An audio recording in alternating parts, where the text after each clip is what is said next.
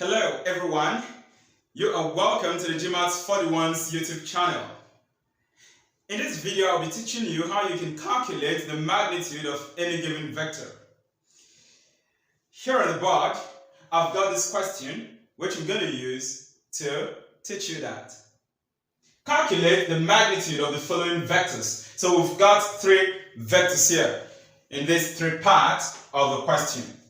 We shall move on straight to the first question. The first part, A, we are given the vector V to be equal to 2, 1.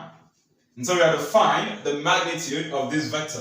Let me say that this vector is a vector in Euclidean plane. That is a vector in 2 dimensions. Let me just include it here, just for your personal knowledge, that this vector is in 2 dimensions. Of course, you can see that's why you're given the value of X and Y only. Now, how do I obtain the magnitude of this vector? Pythagoras theorem. That's what I need. Applying the Pythagoras theorem formula, the magnitude of a vector has this formula in 2 dimensions. We have x squared plus y squared. And so I can substitute directly. The value of x in the given vector here is 2. And the value of y is this scalar component, 1. So I'm going to substitute right away. This is 2 squared plus 1 squared. Or we can simplify this further. 2 squared will give us 4. 1 squared will give us 1. 4 plus 1 is equal to 5. And as we know, 5 is not a perfect square. Therefore, the magnitude of the vector is simply equal to square root of 5 to be in this form. That's the answer to the first part of our question. The magnitude of the vector 2, 1 is root 5. Let's move on to the B part of the question. We are given the vector 6, 4, minus 4. Good. Now you would see clearly that there are 3 components given to us, then this corresponds to X, Y, and Z values.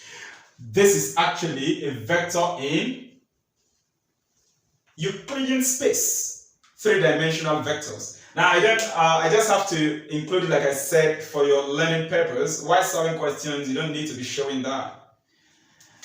How do we get the magnitude of a vector in 3 dimensions? It's still the same as that in 2 dimensions. The only thing is to extend the Pythagoras formula to include z squared. So you're going to have square roots x squared plus y squared plus z squared.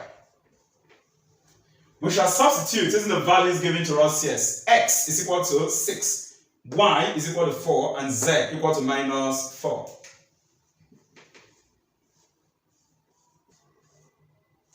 Good. Now this minus 4 squared that I wrote here, see this minus? It's actually a waste of time to me. I just had to write the minus there for you to see clearly that I'm using this value there as the value of z. The truth of the matter is, while solving for magnitude, if any of the components has negative, you have no need putting it in your solving. It's not necessary.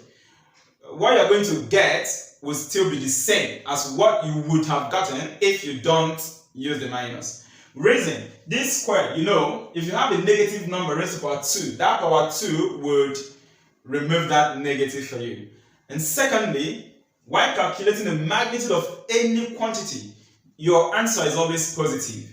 Magnitude of a quantity will always give you positive results. So that minus there is not necessary. Alright, so magnitude of this vector will now be equal to square roots. If you work on this, 6 squared is 36, 4 squared is 16, minus 4 squared is the same as 4 squared, which is 16. If you add up, 16 plus 16 is 32, added to 36, that will give you 68. So this is supposedly my answer. Now, if it was to be objective case, the options will help me know whether I will leave my answer here or not. But again, we can check for something.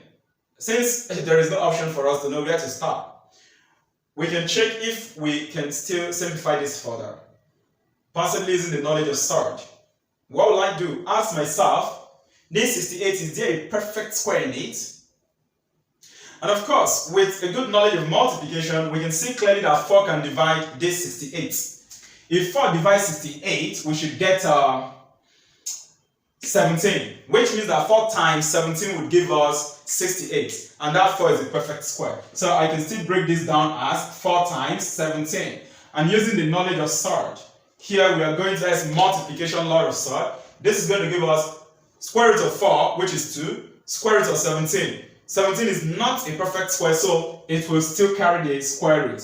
In conclusion, therefore, we can say that the answer here is square root of 4, which is 2, and then you introduce the square root of 17, which is not a perfect square. So this happens to be my answer. Either this or this. Are you following right? Okay, we are done with our second question here. We are moving on to part C, the third part of this question. And we are asked to obtain the magnitude of this vector. So, we've got the vector v to be equal to 0, 0, 1. Oops. This is interesting. I'm not going to solve anything. I'll just conclude that the magnitude of that vector is the same as 1. There is a value. The reason is that looking at this, alright, this is actually a specific unit vector which has a 3-dimensional basis vector. What do I mean by that? This is value of x, value of y, and value of z. It corresponds, it is the same as this basis vector, k equal to 0, 0, 1. So this 1 is actually the same as k. It's a unit vector in the direction of z-axis. You can verify that the answer of the magnitude of this vector is equal to 1. At least you've seen what I did in the B part. So use the same formula, square root of 0 squared plus 0 squared plus 1 squared, and you get 1. Alright. This is simply how we determine the magnitude of any given vector. And I hope I've been able to teach you something. Please subscribe to the GMAT 41's YouTube channel, turn on the notification bell so that anytime I upload any content, you will be personally notified. Remember to like and comment on our video lessons as well too. If you have a question, you can use the comment section. Post a question there, engage with us, and I'll be right there to respond to your question. I'll be seeing you next time.